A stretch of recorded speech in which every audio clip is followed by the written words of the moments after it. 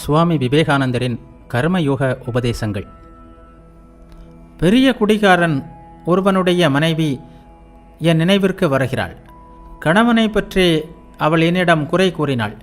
அதற்கு நான் அவளிடம், அம்மா, உன்னை போல் 2 கோடி மனைவிகள் இருந்தால் போதும், உலகில் கணவர்கள் அனைவருமே குடிகாரர்கள் ஆகிவிடுவார்கள் என்றேன். குடிகாரர்களில் பெரும்பாலானோர் மனைவிகளால் அந்த நிலைக்கு விரட்டப்பட்டவர்களே என்று நான் உறுதியாக நம்புகிறேன். என் வேலை உள்ளதை உள்ளபடி கூறுவதை தவிர யாரையும் புகழ்வது அல்ல. சகித்துக்கொள், பொறுமையாக இரு. இதுபோன்ற கருத்துக்களையெல்லாம் மனதிலிருந்து என்றென்றுக்குமாக துடைத்துவிட்ட, சுதந்திரம் பற்றிய தவறான எண்ணங்களால் ஆண்கள் தங்கள் காலடியில் கிடக்க வேண்டும் என்று எண்ணுகின்ற, தாங்கள் விரும்பாத ஒன்றை ஆண்கள் கூறிவிட்டால் அவர்கள் மீது எரிந்து விழுகின்ற கட்டுக்கடங்காத இந்த பெண்கள் உலகின் சாபக்கேடாக ஆகி வருகிறார்கள். உலகத்திலுள்ள ஆண்களுள் பாதி பேர் இவர்களின் செயலால் மனமுடைந்து தற்கொலை செய்து கொள்ளாதது விந்தையே. இந்த முறையில் உலகம் நடக்கக்கூடாது.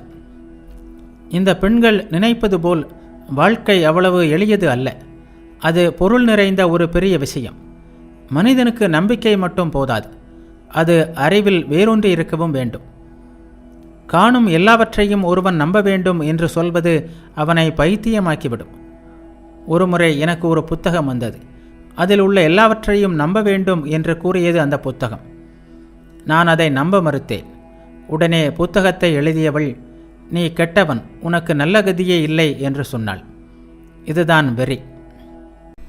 செயலின் பலனில் செலுத்தும் அதே அளவு கவனத்தை அந்த செயலை செய்கின்ற முறையிலும் செலுத்த வேண்டும் என்பது என் வாழ்க்கையில் நான் கற்ற மிக உயர்ந்த பாடங்களுள் ஒன்றாகும்.